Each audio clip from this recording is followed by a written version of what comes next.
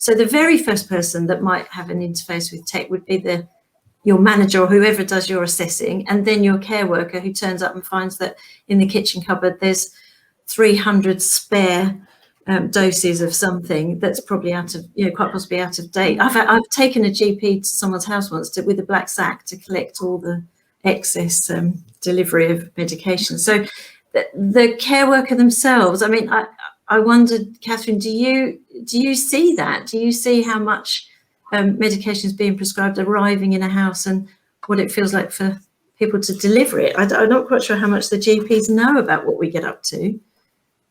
I think we do see a lot of that. I mean, so we're having to review all the prescriptions, so you get a feel of how much you're prescribing. You've also got sense checkers, and you work with your clinical pharmacists, often in the community and also in your practice as well. So, I mean, we're really lucky, I think, with the increasing workforce of clinical pharmacists and working much more as a team, and building the team in general practice has been very, very helpful.